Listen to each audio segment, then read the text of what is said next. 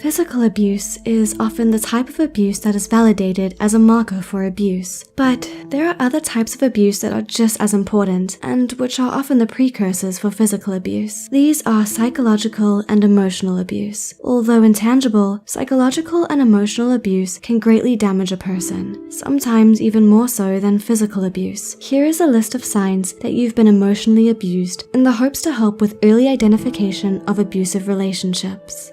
Number 1. Withdrawal. Withdrawal can manifest in many forms. It can look like avoiding eye contact, showing fear or hesitancy towards others or a specific person. It can take the form of isolation, where the person doesn't go out or speak to anybody. Emotionally abused people withdraw to feel safe. It may also be to try to avoid or become invisible to the abuser in hopes that the abuse will stop. But withdrawal can lead to other serious physical and psychological problems if it's done for too long. It might develop into another mental illness or make the one already present worse. Number 2. Low self-esteem and worthlessness. Low self-esteem and worthlessness can be expressed verbally with phrases like, "I'm not good enough" or "worthy enough," "I don't matter," "nobody listens to me," or some variations of those. To identify that low self-esteem or worthlessness is a problem, the person has to be constantly saying these things. Another way this can manifest is in a refusal to participate in things that they used to enjoy, or not doing rituals that they used to do every night or every morning.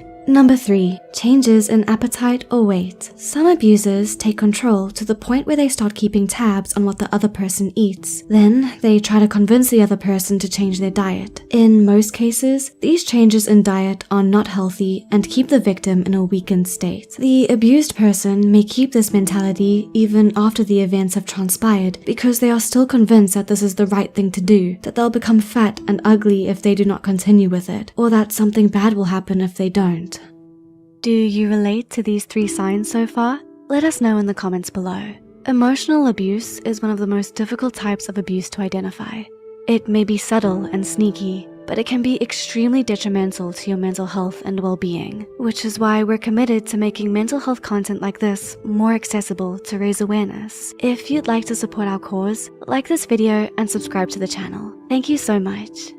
Number 4. Frequent crying or angry bursts. Frequent crying or having bursts of anger and irritability are regarded as signs of distress. Due to the abuse, the victim becomes anxious and hypersensitive to people. They overanalyze everything to try to minimize whatever conflict they think might come. When the anxiety, the fear, or the trigger becomes too much, you may cry uncontrollably. Crying can also be in response to flashbacks or thinking about being punished or abused again for making further mistakes. It can also be expressed as anger instead of sadness in angry outbursts that may or may not make any sense. This is all those suppressed emotions and feelings of violation developed throughout the abuse coming out because they finally feel safe enough to let it all out. Number 5. Blaming themselves for things. Is it normal for you to apologize to inanimate objects like a chair or a sofa after you accidentally bump into it? Do you blame yourself for small things or things out of your control? The abuser often tries to shift all blame and guilt onto the victim, making them believe that it was their fault that things went wrong. After some time of repeating this and supposed reinforcement of outside events, the victim comes to believe this, so automatically blames and apologizes for everything, even when there was no way for them to control or know about the situation at all.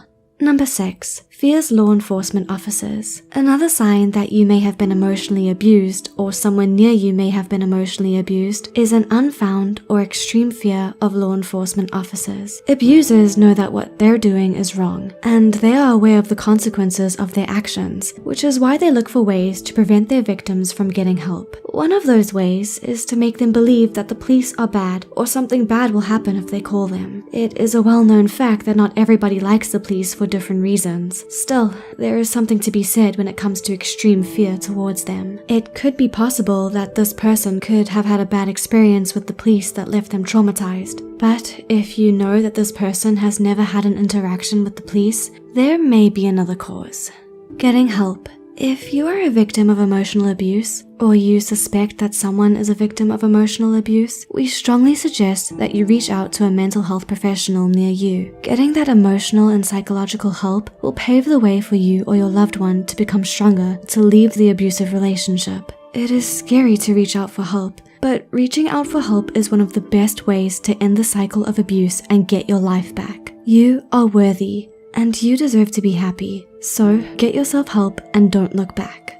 Do you recognize any of these signs? If so, do you think this video helped you identify them? Feel free to leave a comment down below with your thoughts, experiences, or suggestions. If you find this video helpful, be sure to hit the like button and share it with others unaware of these. Don't forget to subscribe to Psych2Go and hit the notification bell for more new videos. Thanks for watching.